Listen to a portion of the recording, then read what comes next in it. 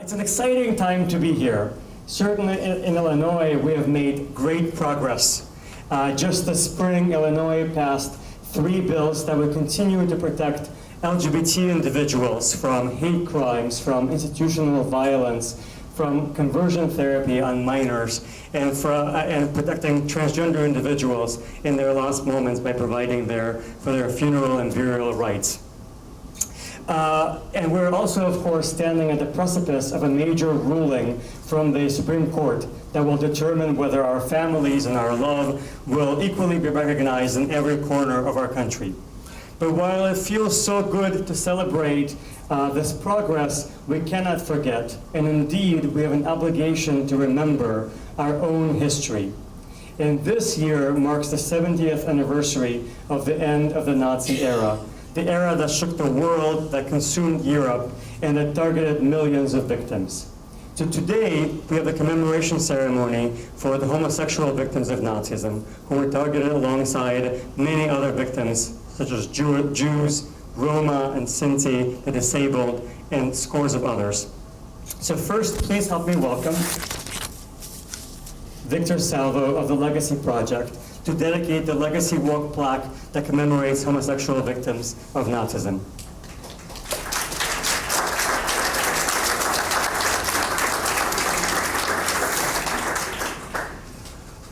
This is actually, if you come up here and take a look at it, this is the first plaque that has already been commissioned for this year's dedication, which will take place on October 10th in 2015.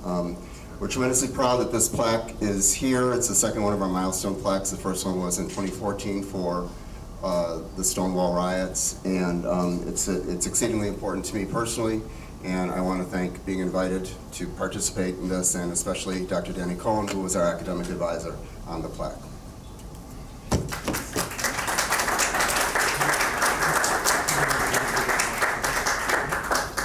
I've been asked to read what the plaque says.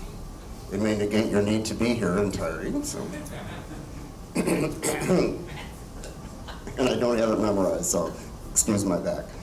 Before the Nazi era, Berlin had been home to a vibrant gay and lesbian culture. At the conclusion of World War II, the Allies came upon Nazi concentration camps and other sites of atrocity to find thousands upon thousands of people suffering terribly, emaciated, near death, whom the SS had incarcerated because they were Jewish, Roma or Sinti, dissenting Lutheran and Catholic clergy, mentally or physically disabled, homosexuals, political dissidents. The list of groups which offended Adolf Hitler was a long one. While great effort was made to repatriate most victims of Nazi brutality, the homosexual survivors were not liberated. At the recommendation of British and American lawyers, the men who had been arrested under Germany's anti-homosexual paragraph 175 statute, identified by the pink triangles most were forced to wear, were to be re-imprisoned. The enforcement of anti-homosexuality laws across the United States and Europe meant that many gay survivors of Nazism faced continued persecution, arrest, and detention long after Hitler was defeated. For decades, most of these men were unable to relate the saga of their torture at the hands of the Nazis for fear of outing themselves again to a hostile society. No celebrations, no tearful reunions, no commiseration with friends, no community of survivors with which to share their stories. The German government did not recognize or grant reparations to gay survivors of Nazism until 2002, by which time almost all had died. The pink triangle was adopted by the modern LGBT rights movement in the 1970s and became emblematic of the life and death during the 1980s and 90s when the male homosexual population was once again faced with death, this time by AIDS and the judgmental indifference that condemned them to a deserved fate. Once a hallmark of Hitler's cruelty and madness, the pink triangle is now both a universal symbol of LGBT pride and an international declaration of never again.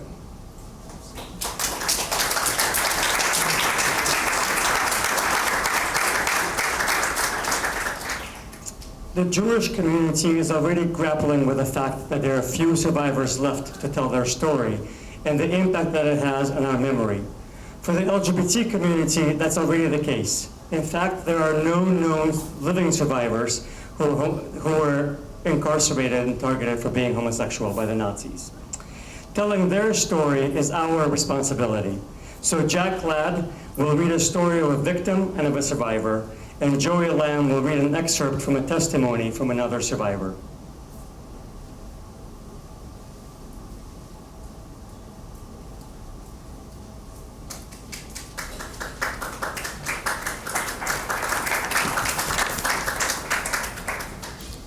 Friedrich Paul von Groschheim was born on April 27, 1906, in the old trading city of Lübeck in northern Germany. He was 11 when his father was killed in World War I. After his mother died, he and his sister Ina were raised by two elderly aunts. After graduating from school, Friedrich Paul trained to be a merchant.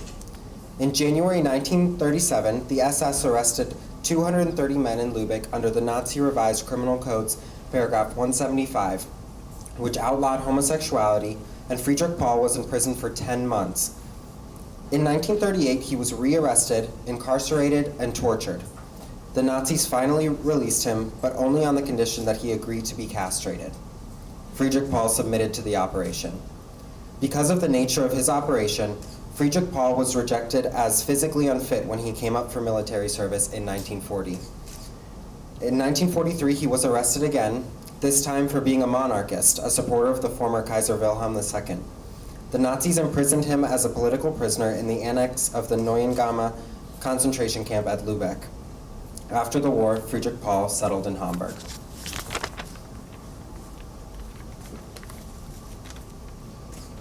Joseph Kohout, also known as Heinz Hager, is the subject of the groundbreaking book, The Men with the Pink Triangle, which was first published in Germany around 1972.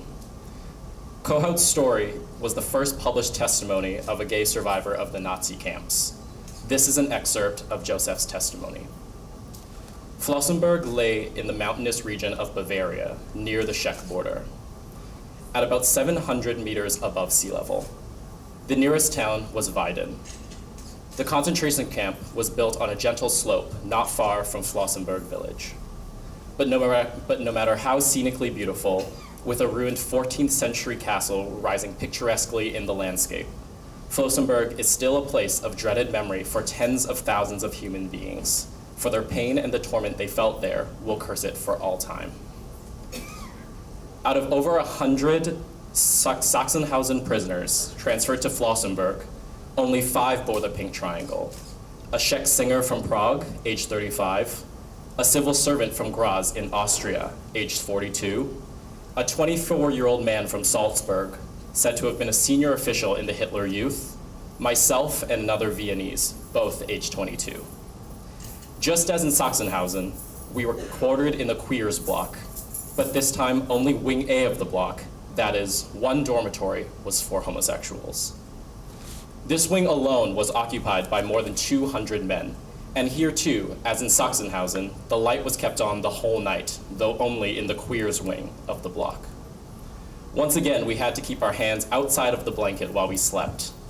This was presumably a regulation in force for all concentration camps with blocks for homosexuals to prevent the men from touching themselves. We were led to our block by an SS guard and transferred there to the sergeant in charge. This man kept us standing and waiting for a good while a group of 8 to 10 capos gathered round us and looked us up and down. I was already wise enough to know exactly why a section of the dignitaries, who included capos, were admiring us in this way. They were on the lookout for a possible lover among the new arrivals. We gays were assembled into work detachments of 12 to 15 men, led by an SS work leader, a capo, and a foreman to work in the granite quarry. This is where the stones were dug and prepared for Hitler's great building projects, for roadway bridges and the like. The work of quarrying, dynamiting, hewing, and dressing was extremely arduous, and only Jews and homosexuals were assigned to it. The quarry claimed many victims, with the SS and capos often deliberately contributing to the large number of accidents and deaths. What car driver today, hurtling along the German roadways, knows that each block of granite has the blood of innocent men on it? Men who did nothing wrong, but were hounded to death in concentration camps solely for the reason of their religion, their origin, their political views, or their feelings for their own race. and sex. Each of the granite pillars that held up the roadway bridges cost the lives of untold victims, a sea of blood, and a mountain of human corpses. Today, people are only too willing to throw a cloak of silence and forgetfulness over all of these things.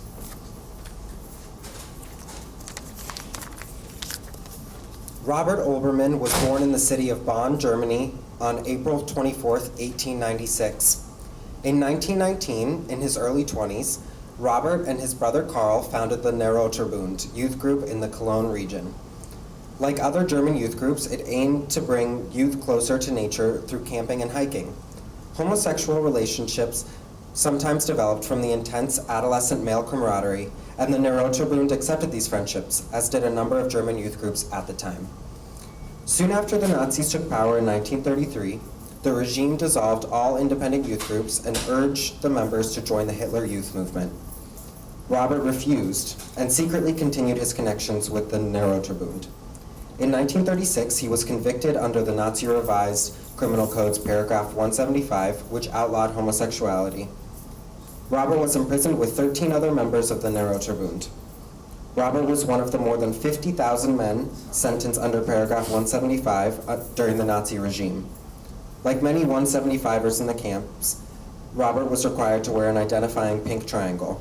The 175ers were commonly segregated in separate barracks, subjected to particularly harsh treatment, and often ostracized by other prison groups. In 1941, at age 44, Robert was killed at Dachau. Details of his death are unknown.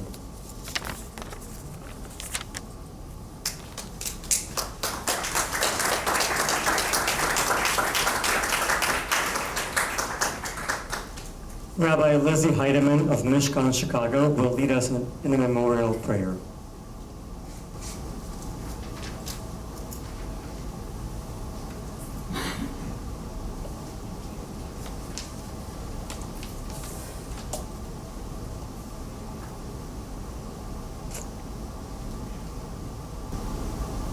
Hi, everyone. Thank you so much, Bernard and Danny, for organizing today. This is a really important sorry.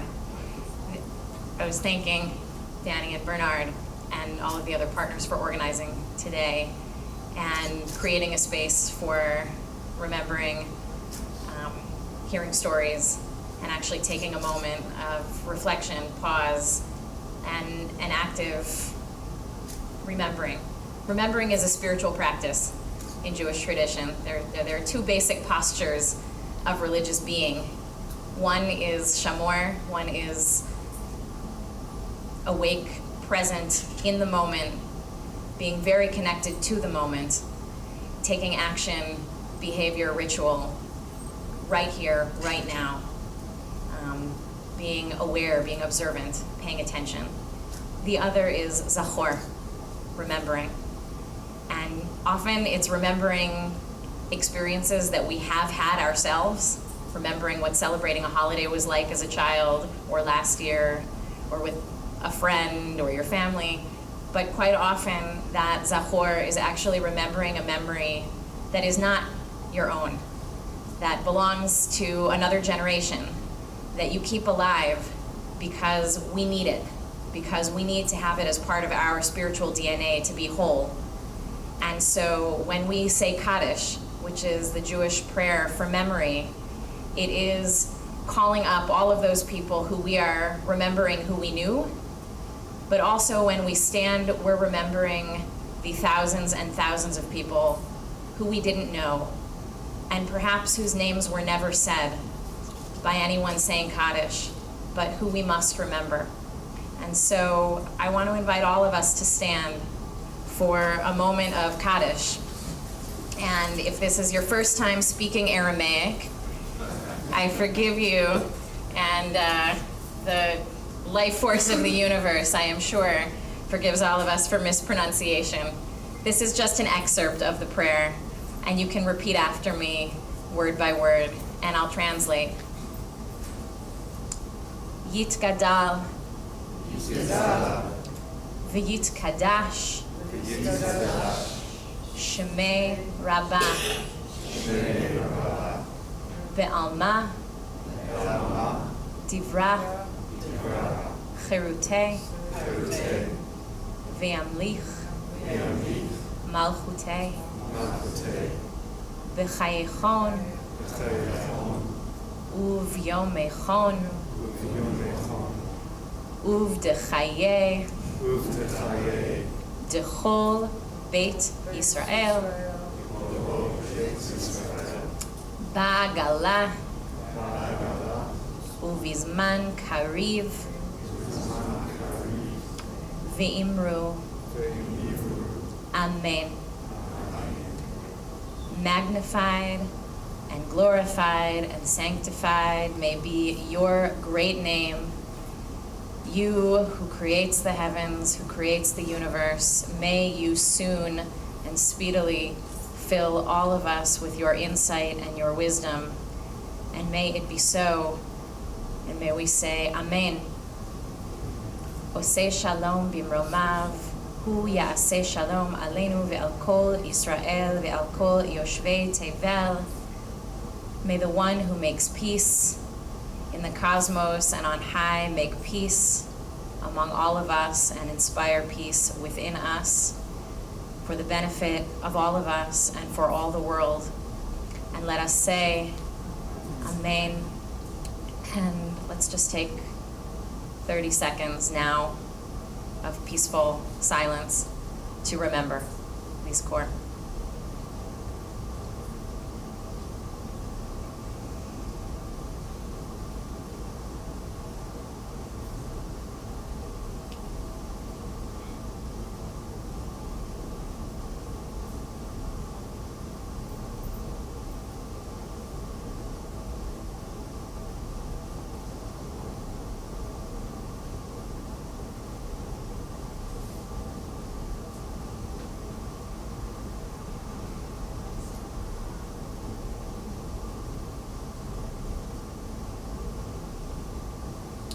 Yehi zichronam livracha. May their memories be blessings.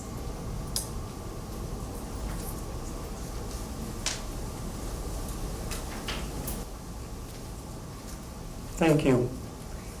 Stanley Yenchuk was actually born in a German camp, and he will join us today to share a little bit of his story. Just recently, as a member of the American Veterans for Equal Rights, he participated in the unveiling ceremony of a memorial stone that actually contained a pink triangle as part of its symbol. Thank you. As you see on my hat here, that all of us at Avero proudly wear, we have a pink triangle. I hope you all have an opportunity to come to Abraham Lincoln National Cemetery and see the first LGBT monument in the United States. The largest cemetery, federal cemetery, is here in Illinois. And on that monument is a pink triangle for all the world to see. My name is Stan Janczek, and I was born in Germany in a workers' camp in Waltrop to a person I have never met, did not know. Her name is Lakodia Kuznica. She was killed in 1946. I was born in 1944, now you would know my age.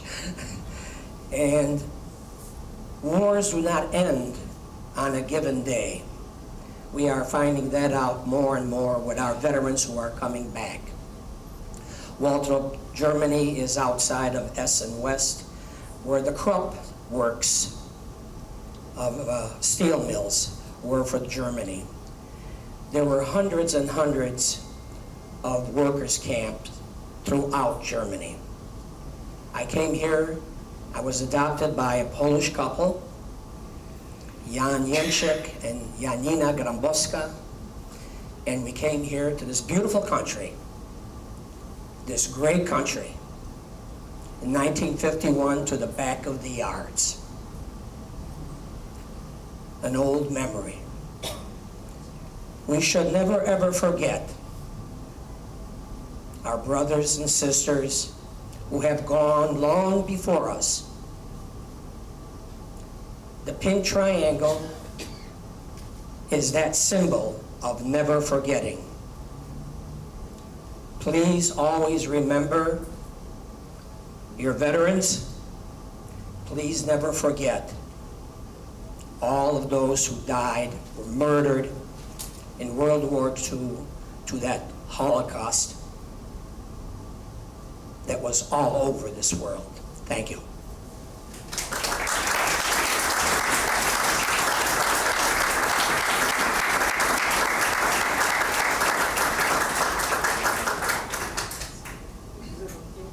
I am so honored to also have Magda Brown with us tonight.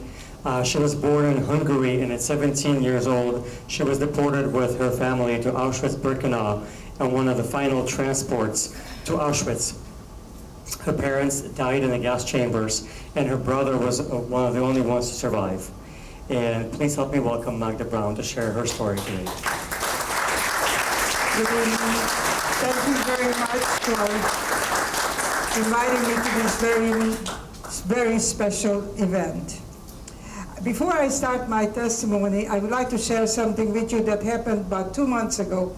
I spoke at a university in California, and at the end of my presentation, there's a question and answer session. A young man walks up to me and asks me the following question: what is your opinion about Putin for not allowing the homosexuals freedom? Well, I said, I don't live in Russia, therefore I cannot speak for their governmental programs. However, aren't we very fortunate in the United States that now everybody has equal rights and we don't have to hide them in the closet? So I think he was satisfied with my answer, and I am so very honored and so pleased that you are enjoying freedom, and keep it up, because there's nothing worse than losing your freedom. Next to your health, the most important commodity is freedom.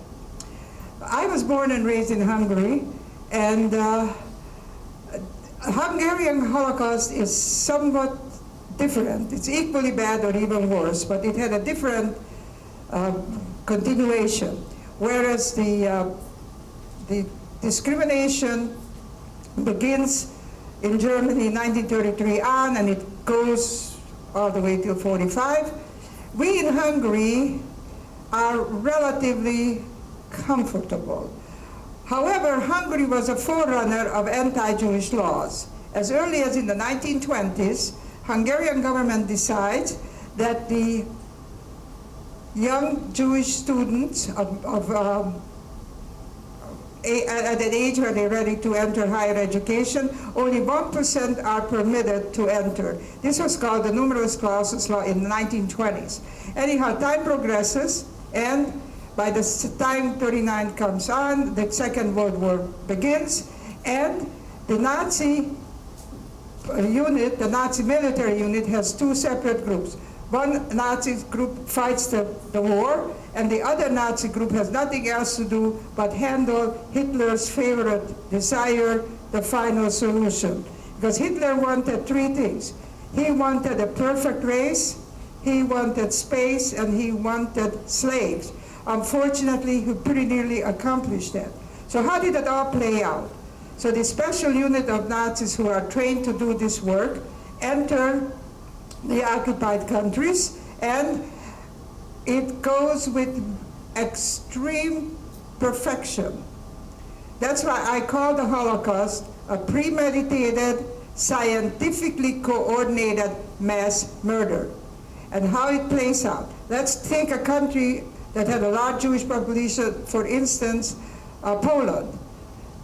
The special group takes the Jewish people out of their home into a ghetto, from the ghetto into a concentration camp, and thus the killing machine begins. We in Hungary, being an ally of the Germans, the Nazis stay out. But during that time frame, we are bombarded with a myriad of horrendous anti-Jewish laws. And I will cite only two to make my point. One dealt with the military, for instance. Until about 1940, all young men of military age could enter, no discrimination.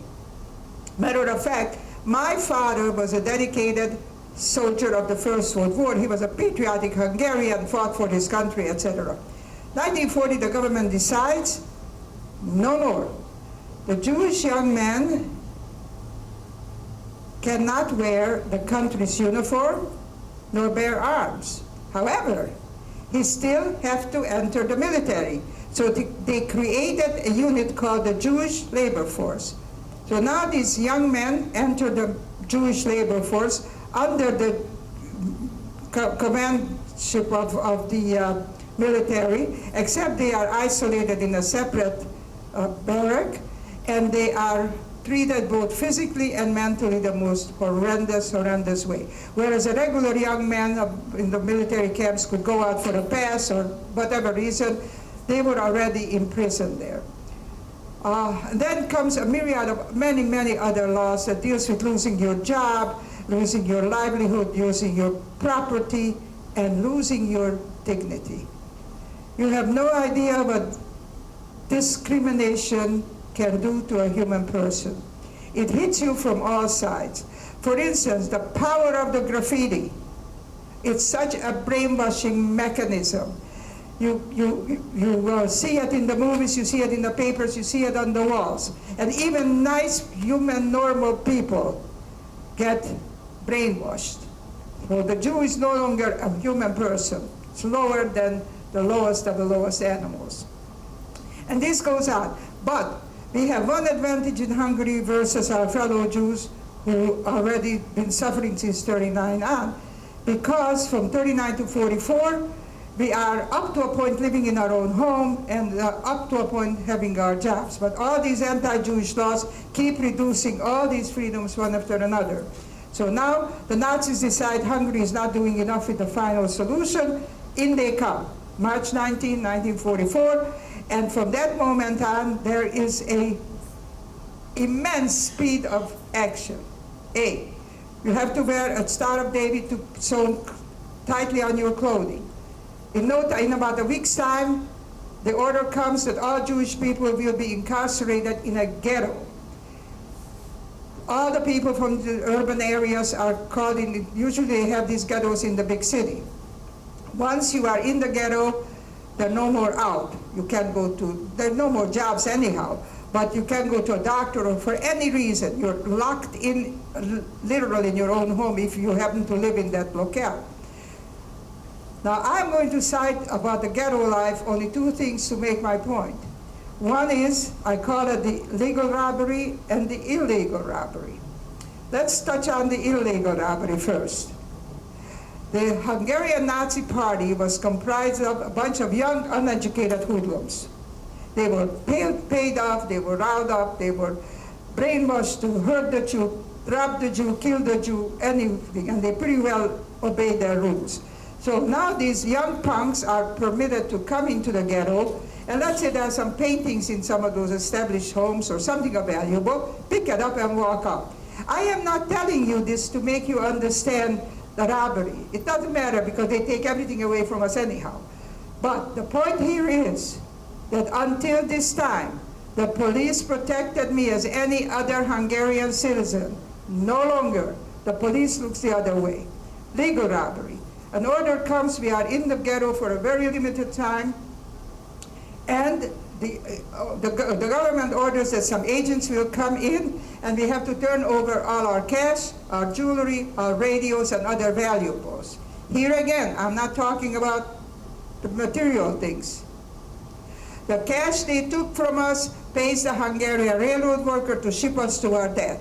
The ghetto life finishes very rapidly, and now we are told that the ghetto will be evacuated. Everybody had to wrap up a little overnight bag of maybe 3-4 day provision, and they give us the lie of the 20th century. You are going to go to another country because they need laborers. Now, I have to give you a date here. We are now at the end of May of 1944. The Allies are just about ready to land. So there are a lot of, we figured, the war has been going on for so long, it will come to an end. They need laborers. And here comes the lie. The families will stay together. Now think about it. We have absolutely nothing left anymore except the family who is still with us. Of course, we say, okay, we'll go, they'll take us to another country, we'll come back and life will continue. Unfortunately, it doesn't play out that way. So on my 17th birthday on June 11, they shove us into a cattle car. When you come and visit the Illinois Holocaust Museum in Skokie, you can see an authentic boxcar that was imported from Germany. And if you look inside, maybe 30 people could lay down or stretch out on the floor. They managed to shove in as many as 80, 85 human beings, slam the door on us. Now, if you can imagine the variety of personalities, they were all there. There were silent ones, cursing, crying, praying, ill ones, everything, old people, young people, horrendous. I'm going to cite only one horrendous thing above and beyond all the stress and pain and worries, etc. Thirst. Nobody on this earth should experience what thirst really is. For when we entered this boxcar, there were 2 buckets. One was for toiletry, one was for a bucket of water. But for 80 people, the bucket of water was gone the first hour. For 3 days, it was never refilled. What happens to you, the thirst overtakes your complete psyche. You can only think of, if I could only have a sip of water. Your mouth is dry, your lips are parched. Anyhow, this horrendous journey ends to the unknown. We were not told that we're going to end up in Auschwitz-Birkenau. So now the boxcar is open, and some strange-looking men in striped uniforms come aboard. They speak a different language, but somehow you understand motion. What they say is that you have to leave your belongings on the floor. You will get it later. Later never comes. We exit the train, and now there are lots and lots of people, because depending on the size of the community, one boxcar would not be feasible to put on a lengthy trip like that. So they put together as many as 50 or 60 of these boxcars, so there are thousands of people arriving per transport. We're exiting, the men are separated. That's the last time I see my dear father. And now a bunch of old people, children and women are marching forward, and all of a sudden a group of Nazi officers stop us, and one officer comes forward, points an index finger at you this way. And my mother, who was next to me, go that way. I have no idea what that way is. So now from this point, we are no human beings. Nobody talks to us, we have no names, we just like robots. Do this, do this, do this. And there is a succession of speed beyond explanation. One room you disrobe. Next room, they shave your head bald. The third room, they give you a shower, but forget about the shower you took at home. This is nothing but 50 shower heads screwed into the ceiling, and a trickle of water is reaching your dirty body. There's no soap, there's no towel, there's no clean underwear. They throw at you an ill-fitting garment, and shoes are taken away, so you have flip-flops with wooden soles. From here, they put you in a room an empty room, that would hold about 200 people lying on the floor, but everything is scientifically figured out that 500 people can lay down like sardines in the can. In the crack of morning, out. And by the way, there's no such a thing as wash your face or brush your teeth or change your clothes, as you were in that crumpled, dirty clothes, whatever. Now comes a horrendous thing, and that is called the counting. You have to line up. Now, at this point already we are a unit of 500, and they start counting us. You have to stand 5 abreast, and the 500 be counted. There's no high-tech stuff. 1, 2, 3, 4, 5. And that counting agony can go on 1 time, 3 times, 4 times, unlimited time. Why in heaven's name they were counting us to this day, I cannot figure out. Think about it. Every couple of feet, there were Nazi women guards watching us with a police dog. Every so many yards, there was a watchtower with the soldier aiming a machine gun at us. Thirdly, the entire camp was surrounded by electrified barbed wire fence. Plus, we looked like hell. There's no other way of putting it. Unrecognizable.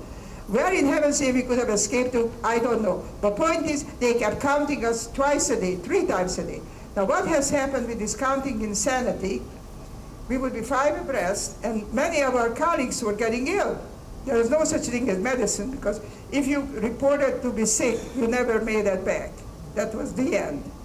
There was not an aspirin, there was nothing.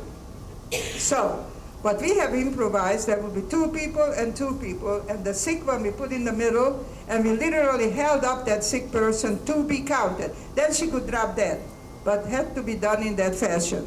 So, life went on here. Then comes another horrendous episode, and that was called the selection. The selection was, let's say my unit of 500, we were asked to go out into the courtyard, disrobe halfway, and I guarantee you they were not looking for our sexual beauty. They were looking how strong our upper arm was, and now there were 2 groups selected. Ones who were found strong, and the other ones, only God knows their future. If the weak ones, whatever. So now they selected 1,000 of us Hungarian Jewish women, and we were processed rapidly, put on a boxcar train, and shipped into Germany, where we were working in an ammunition factory that manufactured bombs and rockets, and our job was to fill the bomb, the belly of the bomb, with a very poisonous liquid material. We were doing this job for about 5 months from our arrival from Auschwitz, and we look at each other, and our hair was growing out into crew cut size. And if your hair was black, now it's orange, your face is lemon yellow, and the lips are purple, dark purple. What has taken place? We were working with this highly poisonous material without any protective garment. At the end of March of 45, our director of the camp received an order to be evacuated because I guess the Allies were coming nearer. I don't know the logic behind it. We evacuated from our campsite, then put on a death march to Buchenwald. That was the nearest camp. We went on an open highway with just a thin spring coat, and it was a very bitter cold, spring, wet, and so on. And we had to watch out for our neighbors who were ill because the punishment was horrible. For the night, we slept in the ditches. And on the 3rd day, we arrived in an area in a farmland vicinity, and there we noticed that the Nazi women guards were not as many as we started out with.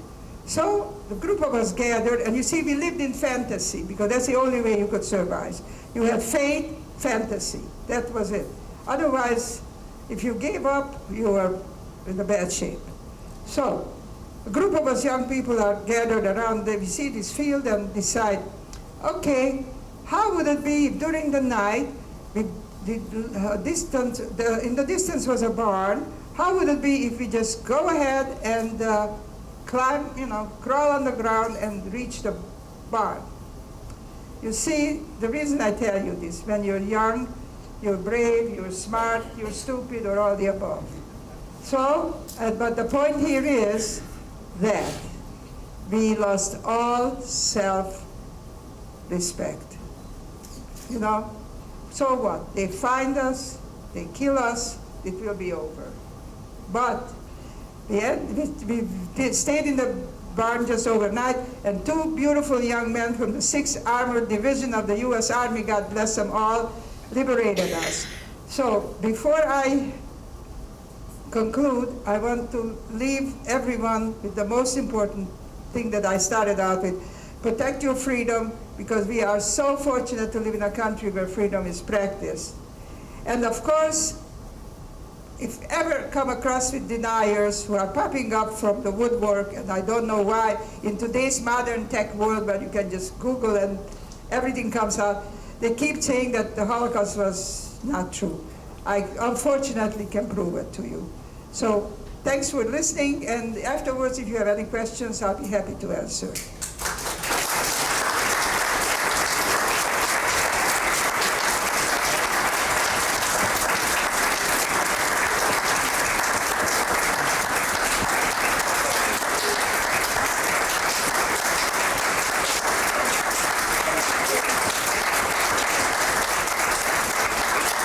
Thank you very much. This was a marathon run.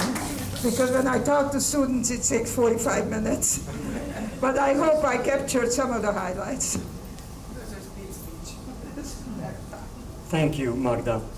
Next, we're going to hear from the Honorable Professor Dr. Danny Cohen from Northwestern University, also the founder of Unsilenced Project and the author of the new book Train, which tells the lesser told stories of Nazis victims, including Roma, homosexuals, disabled, and others. Thank you. And thank you for coming this evening. Thank you, Magda. Thank you, Stan. Why are the stories of the homosexual victims of Nazi persecution so often excluded from Holocaust education and commemoration? Why are commemorations like this one today so rare? What I'd like to do right now is invite you to turn to the person next to you and just spend just a brief moment reflecting on those questions and one other question. Why has this part of Holocaust history become marginalized? And in some cases, why are the Nazis' homosexual victims silenced completely? So just turn to the person next to you, introduce yourselves, and just spend one moment to reflect on that question. So 2015 marks 70 years since the end of the Nazi era. And this anniversary leads us to remember the British, Soviet, and American liberations of the Nazi camps. But in reality, liberation was a slow and difficult process. As the Allies worked to clean up the camps, survivors continued to die of malnutrition and disease. Other survivors spent months, sometimes years, trying to find their families. In the year after liberation, in 1946, the Polish Jews of the town of Kielce returned to their homes, but local Poles, unwilling to give up stolen Jewish property, murdered 42 Jewish Holocaust survivors. The Nazis had lost the war, but anti-Semitism had not been defeated. At the same time, Roma and disabled survivors of Nazi persecution applied for war reparations, but their claims were denied. Although Roma and Sinti, or the so-called Gypsies, were ghettoized and deported to Nazi camps along with the Jews, and shot and gassed in the same gas chambers, Roma survivors were not recognized as victims of Nazism until around 1980. For some survivors, liberation never came. The homosexual survivors of Nazi camps faced extreme prejudice in the years after the war. Immediately after liberation, British and American lawyers recommended that homosexual survivors of the Nazi camps be re-imprisoned. This was because homosexuality, of course, was criminalized in the US and across Europe. The gay survivors of the camps were considered mere criminals. And so very few spoke out about their experiences for fear of rearrest. So in this sense, shame and fear kept them silent. In Germany, gay men continued to be arrested well into the 1960s. But even after the decriminalization of homosexuality, the gay survivors of Nazism did not experience liberation. Holocaust memorials, commemorative ceremonies, museums, and educational programs about the Holocaust excluded homosexual victims from their narratives. Some religious leaders protested the inclusion of homosexuals within US museum exhibitions on Holocaust history. A small number of homosexual survivors and activists and a number of scholars fought for years to ensure inclusion, to conduct much needed research, to write plays and books, and make films to unsilence the stories of homosexual victims of Nazi persecution and to petition for official recognition and German reparations. But the German government didn't recognize homosexual survivors as victims of Nazism until 2002. And by this point, of course, it was too late. Almost every known gay survivor had died. But since 2002, we have seen a shift in how the narrative of homosexuals is treated within Holocaust education. Yad Vashem in Israel now includes the homosexual narrative within its permanent exhibition, as does the United States Holocaust Memorial Museum, the Illinois Holocaust Museum and Education Center, and other Holocaust museums around the world. And there are permanent memorials to the Nazis' homosexual victims in Amsterdam, in Berlin, in Tel Aviv, and elsewhere. I want to tell you briefly about a brand new educational program we've developed at Unsilence Project. It's called Overlapping Triangles, and right now we're supporting educators in middle schools and high schools and in communities of faith to integrate the stories of the non-Jewish victims of Nazism, including homosexual victims, within the mainstream Jewish Holocaust narrative. Through our programming, young students are learning about all the different victims of Nazism, and it's important to name them all. The students are studying the Nazis' persecution of over 20 distinct groups, including people of African descent, alcoholics, people of so-called Asiatic descent, dissenting Catholic and Lutheran clergy, criminals and perceived criminals, communists, socialists, social democrats, and political dissidents, people with real and perceived mental and physical disabilities, immigrants and foreign forced laborers, Freemasons, the homeless, male homosexuals and perceived homosexuals, intellectuals, Jehovah's Witnesses, people of Jewish descent, lesbians, pacifists, people of Polish descent, prostitutes, people of Roma or Sinti descent, as well as other so-called gypsies, people of Slavic descent, Soviet prisoners of war, trade unionists, women, and so-called useless eaters, including some geriatrics, bombing victims, and injured German soldiers. By teaching about all of these groups in a meaningful way, we're able to explore how different groups were targeted by the Nazis for different reasons and in different ways. For example, while the Nazis tried to cure homosexuality through forced labor, torture, sterilization, and castration, the Nazis perceived there to be no cure for people of Jewish, Roma, or African descent. These differences and distinctions between narratives allows us to think about the ongoing persecution of many of these same communities today. For example, in some communities, even in the United States, homosexuality is still seen as curable. By studying different forms of oppression side by side, we're able to see how different forms of contemporary persecution overlap and how different forms of prejudice are still connected and are perpetuated by the same people. We're also able to see how the Nazis' victim groups did not experience persecution in isolation of one another. They often shared the same Nazi train cars, and they shared the same barracks in Nazi concentration camps. They were witnesses to one another's suffering, and as Simon Wiesenthal reminded us, they often shared the same graves. But more than that, we can't separate these narratives because many individuals fell into more than one category. And the Nazis themselves recognized this. For example, in some camps, a man who was both homosexual and Jewish would have been forced to wear a pink triangle over a yellow triangle to form a yellow and pink star.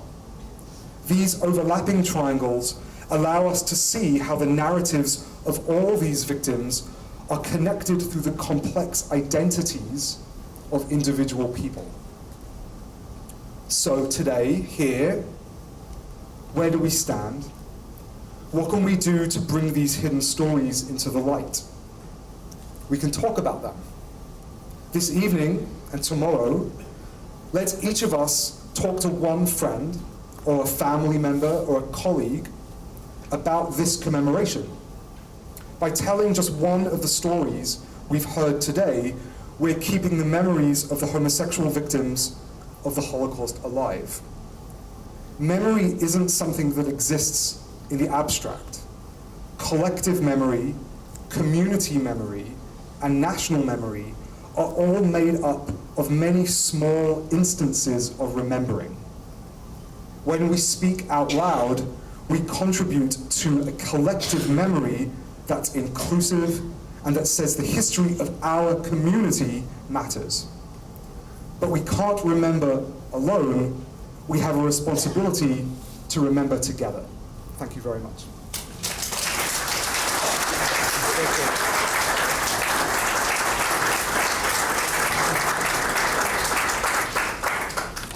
Danny is also my husband, by the way.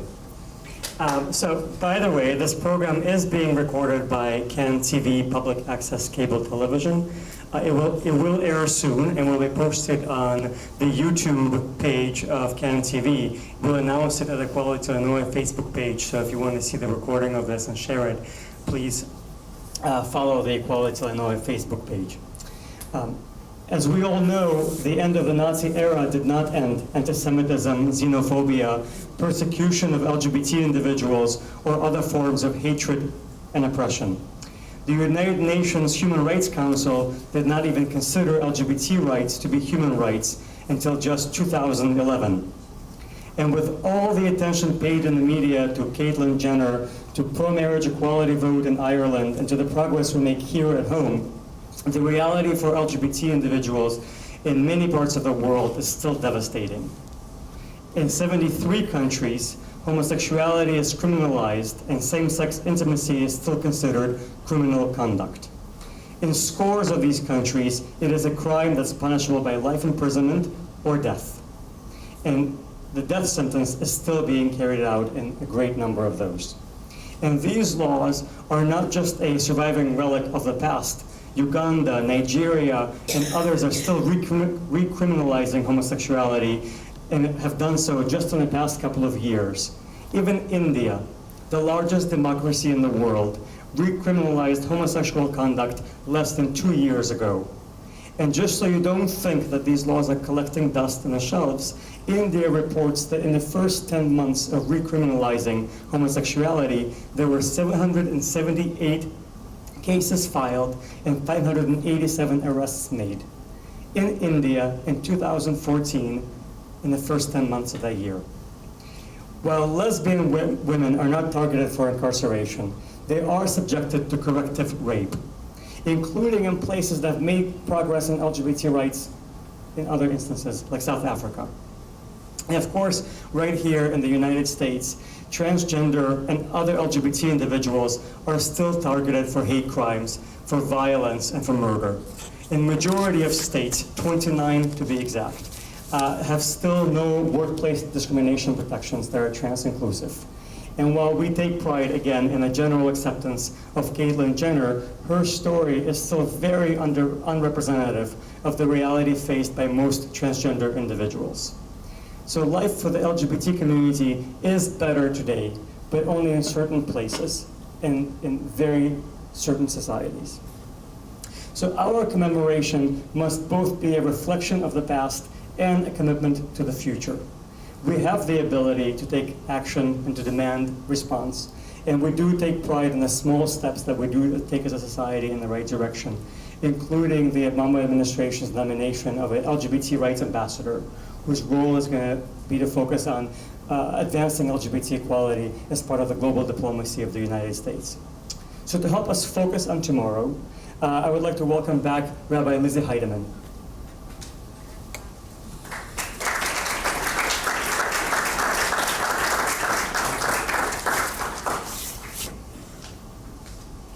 They really packed a lot of good stuff into this hour. Didn't they? Thank you for a really incredible program. I feel very blessed to be here with all of you at what I understand is the first commemoration of gays and lesbians in the Holocaust. Anywhere, as far as we know. Are you in Chicago? In Illinois. It's kind of a big deal.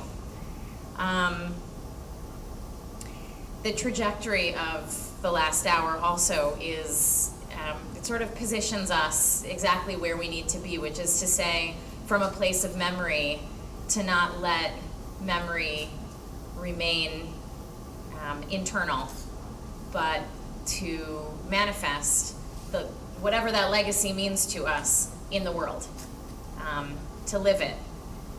There is a fairly ubiquitous quote from Pastor Martin Niemöller, who is a German pastor who said, this quote is quoted in many different ways, but its basic gist is this.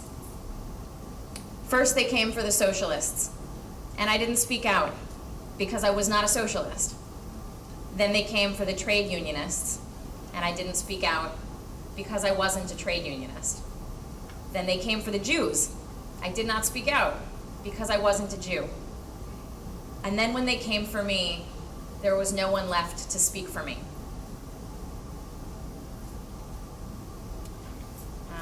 Rabbi Yitz Greenberg, one of my favorite speakers and teachers on Jewish tradition, says, we can't be people who, when faced with the trauma of the past, forgive and forget.